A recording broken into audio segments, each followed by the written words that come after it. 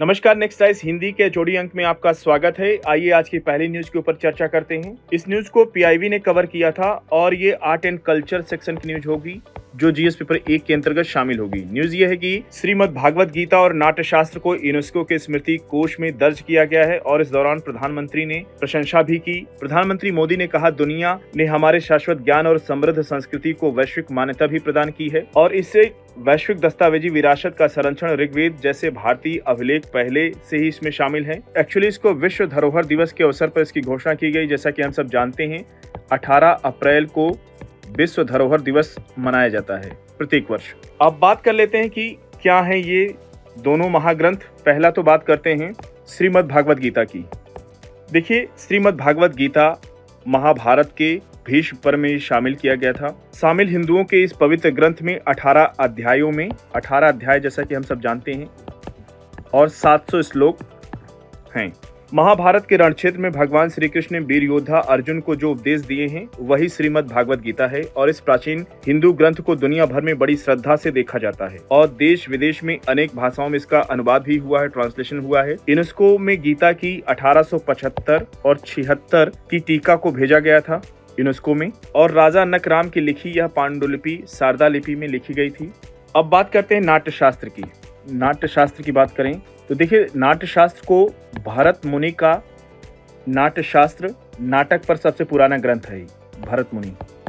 और अगर इसके टाइम पीरियड की बात करें तो ये 2री शताब्दी ईसा पूर्व से 2री शताब्दी ईस्वी यह नृत्य पर उपलब्ध सबसे पुराना ग्रंथ भी है और जितने भी भारत के क्लासिकल डांस है सब शामिल किया जाता है नाट्य शास्त्र में ही। और बात करें नाट्य शास्त्र को कहा जाए तो 5वां वेद भी कहा जाता है, जैसे कि ऋग्वेद, यजुर्वेद, सामवेद, अथर्ववेद के बाद 5वां वेद नाट्य शास्त्र को ही कहा जाता है। और देखिए, यूपीएससी ने समय समय पर क्वेश्चन पूछा है, आइए उसकी चर्चा करते हैं। 2024 में कई क्वेश्चन पूछा था, उसी की चर्चा करते हैं। आप देख सकते हैं ये इमेज भी है नाट्य शास्त्र की और ये श्रीमद् भागवत गीता। यूपीएससी ने 2024 में क्वेश्चन ए सीरीज का पूछा था, क्वेश्चन नंबर 60। क्वेश्चन ये था कि यूनेस्को की अमूर्त सांस्कृतिक विरासत की सूची में निम्नलिखित में से कौन सी नवीनतम समावेश था। 4 ऑप्शन दिए गए हैं। छऊ डांस दिया गया है ऑप्शन ए में, option B Durga Puja, option C garba नृत्य, ऑप्शन डी कुंभ मेला। अब आइए इस प्रश्न का उत्तर आप लोग कमेंट बॉक्स में देने का प्रयास कीजिएगा। अब आइए चर्चा करते हैं 2024 के एक और क्वेश्चन की। 2024 में ए सीरीज का ही क्वेश्चन पूछा था, क्वेश्चन नंबर 63। क्वेश्चन ये था कि निम्नलिखित में से कौन सी नाटककार भास की रचना है। 4 ऑप्शन है। ऑप्शन ए काव्यालंकार, ऑप्शन बी नाट्य शास्त्र, ऑप्शन सी मध्यम वियोग, ऑप्शन डी महाभाष्य। इस प्रश्न का उत्तर भी आप लोग कृपया कमेंट बॉक्स में देने का प्रयास कीजिएगा। अब आइए चर्चा करते हैं पिछले अंक में दिए गए प्रश्न के उत्तर के ऊपर। कल हमने पूछा था आप लोगों से निम्नलिखित में से कौन सी किसी राज्य के राज्यपाल को दी गई विवेकाधीन शक्तियां हैं, ये आपको बताना है। पहला कथन, भारत के राष्ट्रपति को राष्ट्रपति शासन अधिरोपित, यानी किसी भी राज्य में अगर राष्ट्रपति शासन जब लगाया जाता है तो उसकी रिपोर्ट कौन देता है, उसकी रिपोर्ट राज्यपाल ही देते हैं।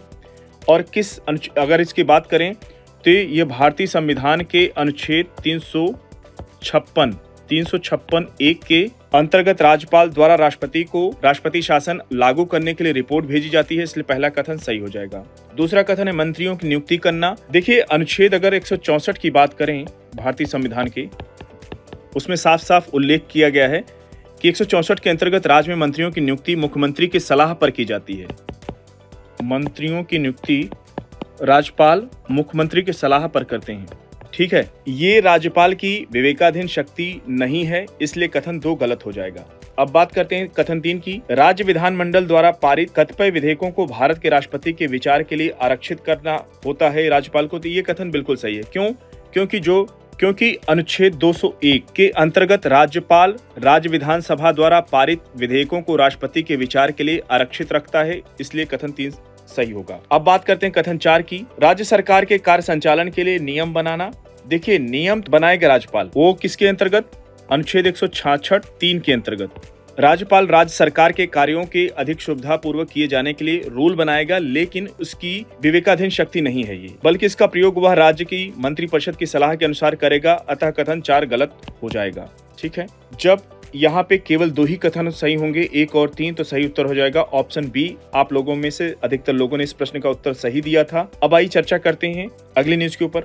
देखिए, इस न्यूज को द हिंदू ने कवर किया था और एनवायरनमेंट सेक्शन की न्यूज है जो जीएस पेपर 3 के अंतर्गत शामिल होगी। न्यूज ये है कि citizens outfit approaches NGT against move to allot 100 acres for hotel near Similipal. Odisha के मयूरभंज जिले में एक सिटीजन फोरम ने इकोलॉजिकल और ट्राइबल कंसर्न का हवाला देते हुए सिमलीपाल बायोस्फीयर रिजर्व के पास एक प्राइवेट होटल प्रोजेक्ट का विरोध किया है। और सिमलीपाल यूनेस्को द्वारा ये सूचीबद्ध नेशनल पार्क और टाइगर रिजर्व है, जो बुधवलांगा और सलांडी जैसी प्रमुख नदियों का सोर्स भी है। यहीं से ये दोनों नदियां निकलती हैं। इसकी लोकेशन की चर्चा करते चलते हैं, कहाँ पे स्थित है। आप देख सकते हैं इंडिया के मैप में ये उड़ीसा की लोकेशन, उड़ीसा के उत्तर पूर्व में स्थित है। ये मयूरभंज डिस्ट्रिक्ट में ही स्थित है ये आपका सिमलीपाल। और अगर बात करें इसके उत्तर पश्चिम में तो झारखंड से इसकी सीमा लगती है, वहीं उत्तर पूर्व में वेस्ट बंगाल से इसकी सीमा लगती है, और दक्षिण पूर्व में बालासोर जिला जो उड़ीसा का है उससे लगती है, पश्चिम में केवंझर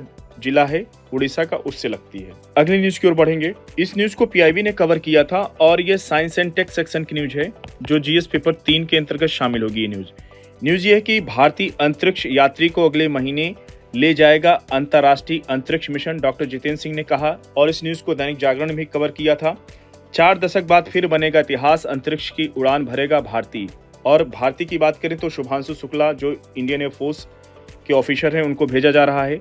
भारत अपनी अंतरिक्ष यात्रा में एक निर्णायक अध्याय लिखने को तैयार है। इसरो की एक नई साहसिक सीमाओं के साथ भारतीय अंतरिक्ष यात्री ऐतिहासिक अंतरिक्ष मिशन के लिए तैयार हैं। और इनका नाम शुभांशु शुक्ला का न केवल आईएसएस के लिए लिया गया है, बल्कि गगनयान मिशन के लिए भी इनका नाम शामिल किया गया है। गगनयान की तैयारी, आईएसएस मिशन और प्रक्षेपणों की लहर के साथ अंतरिक्ष क्षेत्र में भारत के सपने नई ऊंचाइयों पर हैं। देखिए, 4 दशक बाद एक बार फिर से भारतीय अंतरिक्ष की उड़ान भरने वाला है। और भारतीय अंतरिक्ष यात्री शुभांशु शुक्ला, जिनकी चर्चा हम लोग कर चुके हैं, उनको अगले महीने यानी मई में एक्सियोम 4 मिशन, और जिसे X4 मिशन भी कहा जाता है, X4 के नाम से भी जाना जाता है, इस मिशन के अंतर्गत अंतर्राष्ट्रीय अंतरिक्ष स्टेशन की यात्रा करेंगे और वह आईएसएस की यात्रा करने वाले पहले भारतीय होंगे। राकेश शर्मा, जैसा कि हम सब जानते हैं, वर्ष 1984 में सोवियत संघ के सुयेज अंतरिक्ष यान से अंतरिक्ष में गए थे। राकेश शर्मा भारत के पहले अंतरिक्ष यात्री हैं। इस दौरान केंद्रीय मंत्री जितेंद्र सिंह ने शुक्रवार को अंतरिक्ष विभाग और भारतीय अंतरिक्ष अनुसंधान संगठन यानी इसरो के कार्यों की समीक्षा के बाद कहा कि ग्रुप कैप्टन शुभांशु शुक्ला की यह यात्रा महज उड़ान नहीं है, बल्कि यह एक संकेत है। भारत स्पेस इन्वेस्टिगेशन यानी अंतरिक्ष अन्वेषण के एक नए युग में कदम रख रहा है और यह मिशन भारत के बढ़ते अंतर्राष्ट्रीय अंतरिक्ष सहयोग में एक मील का पत्थर भी साबित होगा।